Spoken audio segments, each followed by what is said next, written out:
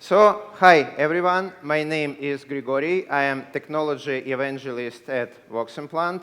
We are deep into this amazing conference, and I want to tell you something interesting. It's our first-hand experience on how we migrated our legacy JavaScript Web SDK into TypeScript. Actually, we are a cloud communication company, and our cloud, it can accept phone or video calls from different sources. One such source is our Web SDK. And yes, you can call from your mobile phone into web page. 10 years ago, magic, but right now it's just call center from home.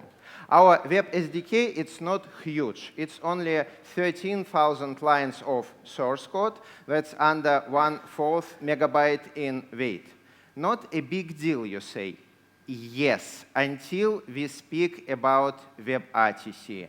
It's modern underlying technology in our web browsers that allows to capture video from laptop camera, audio from laptop microphone, send them over network, and play back on other devices. And WebRTC, it's pretty new. It's still in beta version, and it constantly changes. And as software developers, we always want to rewrite things from scratch to reflect best practices, and in our case, to reflect changes in WebRTC. At Voximplant, we always fight with complexity problem, and we really want to write our source code so it reflects our business needs, it reflects WebRTC changes, not some internal mechanics of JavaScript. So we made a decision to migrate our Web SDK to a language that's kind of better. And that language is TypeScript. TypeScript was created by Microsoft 4 years ago, and Healdsberg, the author, is also an author of C# and Delphi programming languages. 1 second, please. It's two most popular programming languages in the world, at least from some point of view, and now it's third language, TypeScript. This guy knows what to do.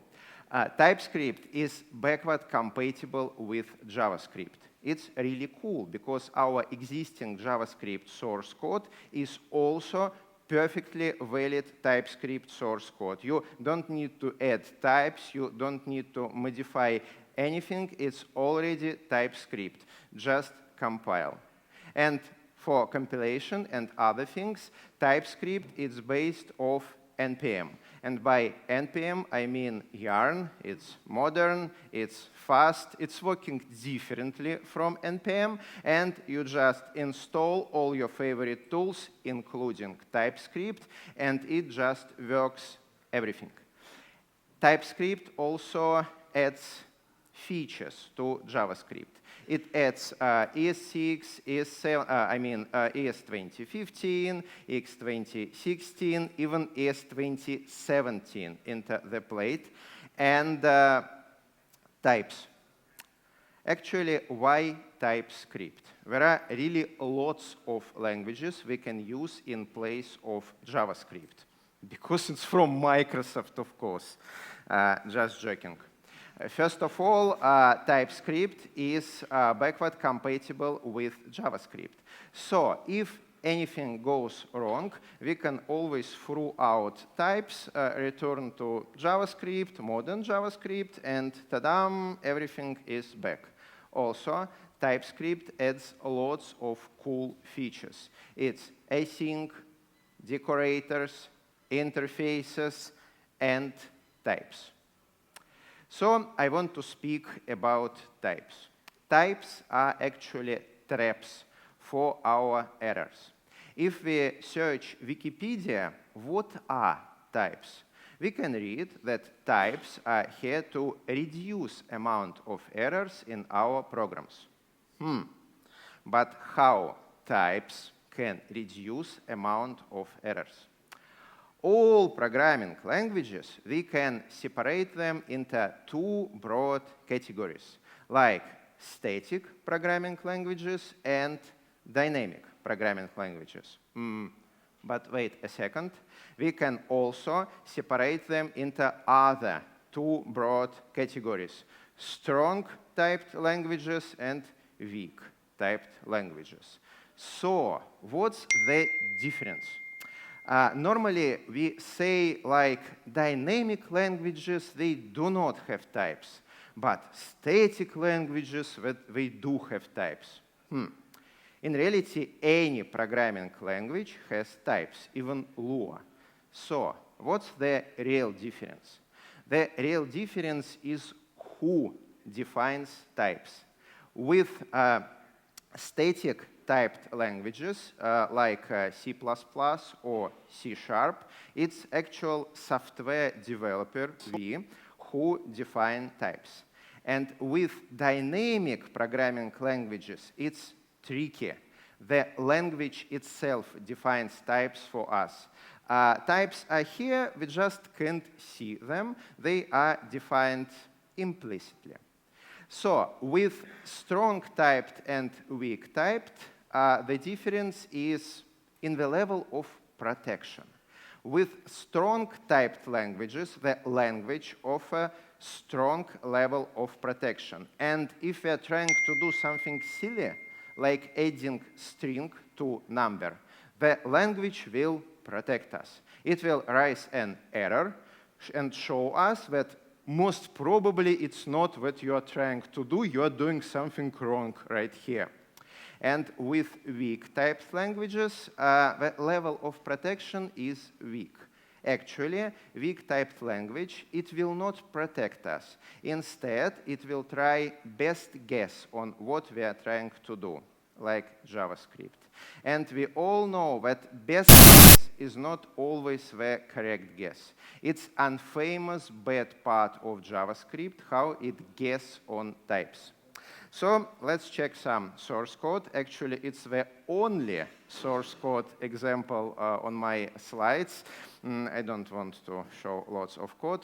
To the left, you can see plain JavaScript source code without any types and without any traps. It's simple add user function that receives username. Obviously, it's a string.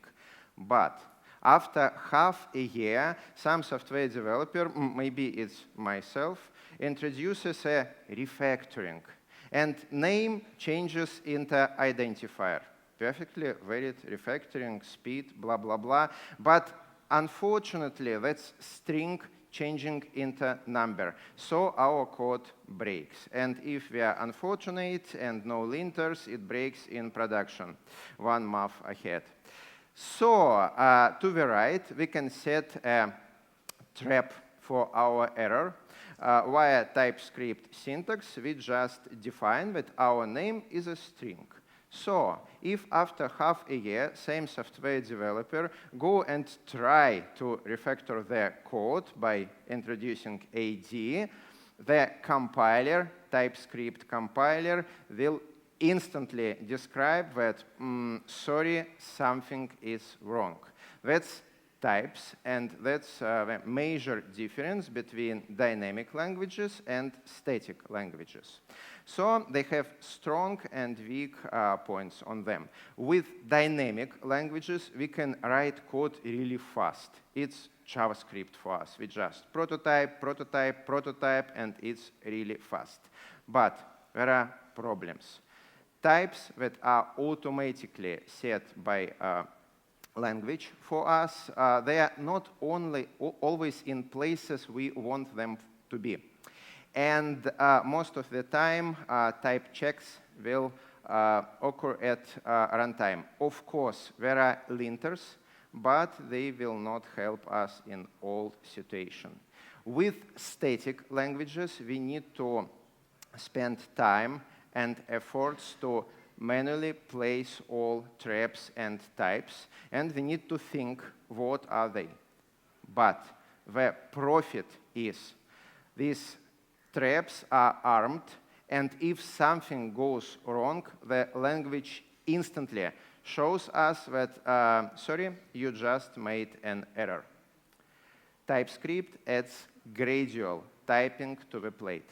Gradual typing is an amazing ability to write code very fast without any types, but after our code has stabilized, we can add types exactly where we need them to protect our source code. And that's what we have done at Voximplant. We completely rewritten our Web SDK from JavaScript into Typescript. And after we stabilized our WebRTC handling code, we added lots and lots of types to protect it. For us, it's contracts. With types, we define how our code that handles WebRTC do the job and how we need to operate all that WebRTC interfaces. And of course, it's amazing safety net because, for example, when Microsoft introduced WebRTC in Edge web browser, yes, we have all the traps in place so we can check our code very fast. But that's for us, for software developers who create the SDK. But what about consumers? Other developers who use the SDK. Actually, Typescript, it compiles into JavaScript. Misleading. It's a second slide with source code, at least some source code. So when Typescript compiles into JavaScript, as you can see, it's perfectly readable JavaScript source code, and we can define if we want to compile into ES6 or into ES5. And even classes are compiled absolutely okay. It's a readable code, just like we will write it by hand. But you see, compilation process, when we come from background of dynamic languages like JavaScript, I kind of afraid about compilation. For example, what will happen to stack traces if something explodes on our developer laptop or on our consumer's development laptop? Actually, everything will be fine because Typescript, it allows to use source maps. Yes, we can add them. And if anything breaks, we can read our original source code. For our consumers, it's perfectly readable, generated JavaScript code, and if anything breaks, okay, they can read stack trace, they can send it back to us, so yes, it's readable. Next thing is legacy things. What about all our existing JavaScript library, JavaScript code that is not created by us? jQuery, for example. Actually, good news, Typescript is fully compatible with JavaScript. So we can just take all our source code, our own source code, jQuery source code, Lodash source code, and compile it into one big happy JavaScript bundle that will work. And even we can download types for third-party libraries. Like we can download types for jQuery or for Lodash, and Typescript will check our code that use jQuery. What about size and speed? With modern web pages that are very big, like multiple megabytes in size, I'm kind of afraid about all that compiled technology like tadam, +1 megabyte. What Typescript has to offer? Actually, backward compatibility is a great thing because if we write small and fast Typescript that looks like JavaScript, it will compile into same JavaScript. So nothing will be changed, and it will be very fast. Added features like all that, classes, decorators, interfaces, async and await, will also compile into fast and small JavaScript source code. Let's talk a bit about legacy. What will happen to our legacy JavaScript source code? Because sometimes we have like creative JavaScript source code.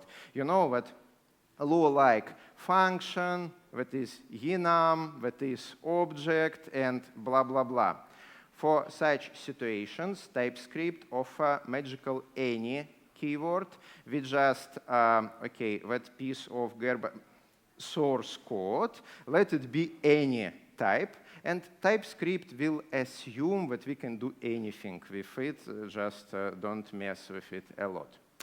And gradual transition, not our case, of course, because we rewritten our entire SDK from scratch. But I think you have lots of JavaScript source code, and if you think about migrating it into TypeScript, good news.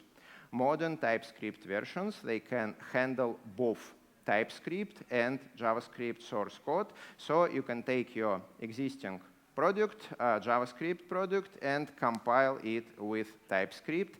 Everything will just work. The tricky thing is tape inference. Actually, it's one of the selling points of TypeScript. You don't need to define types in order for types to appear into your source code. Because as I previously told, all programming languages have types. And JavaScript, when you write JavaScript source code, there are types in your source code. And when you take your JavaScript source code file and rename it into TypeScript, the source code will not change. But you see TypeScript, it will look on that source code, and it will try to introduce lots and lots of types for you. And of course, sometimes it will fail because TypeScript is not JavaScript and it adds much more types. So if you just rename and compile, babach, it will be millions of errors. So when you want to migrate some project, renaming file one by one, you will spend some time defining types, so it will compile without warnings and errors. And what about Toolchain? It's as simple as yarn init, yarn install, and tc compile entry point. Actually, yes, entry point, because TypeScript is fully compatible with JavaScript modules, and we can select compilation target. For example, at backend, we can compile to CommonJS and use Node, and on frontend, we can compile again CommonJS, but use Webpack, for example. And types, we can install them with same npm or yarn. npm even introduced a special add registry dedicated to TypeScript types. So we just like yarn add types jQuery, and TypeScript can now check all our jQuery usage. And if no types are available, we can always suppress anything by specifying that, OK, this identifier just exists, don't mess with it. What about TypeScript build system? Actually, a very good thing about TypeScript, it's not linked to any build system, so anything will do. And AngularJS front-end framework that's famous for using TypeScript, it doesn't use any build system. All examples are just plain TSC compile. And we use Webpack because we like Webpack. Yes. What about continuous integration? 3 letters, 1 word. NPM. TypeScript is based on NPM ecosystem. You can install entire toolchain on any system that can install NPM with really small exceptions. So any CI system will do, and we use GitLab.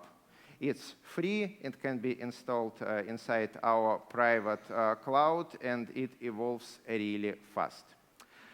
What about tests? TypeScript is more than 4 years old, and during that time, lots of test suites was adapted to be used with TypeScript. And on the screen, more source code. Yes, there are some source code. So on the screen, you can see Mocha TypeScript with that fancy add decorators for test definition. Everything just works. At Voximplant, we use intern because our SDK, it should be tested on lots and lots of different web browsers. And in turn, it has really good WebDriver support.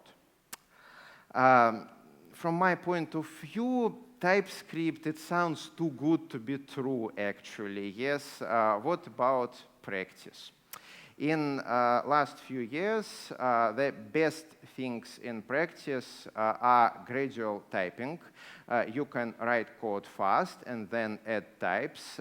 It's fast experiment. While types are not added, you can throw out big chunks of source code. You can add source code. TypeScript will protect you, but it will not require types. That's priceless. But after your code has stabilized, after a month or two, you can add types to guard precious part of your source code. Bad things, compiler errors. Actually, TypeScript reminds me 20 years ago, Visual Studio 6.0 and C++. Sometimes I can't understand what are TypeScript errors, and you see with JavaScript, it's like undefined is not a function, but with TypeScript, it's type not found. And type not found will be very often, like everywhere.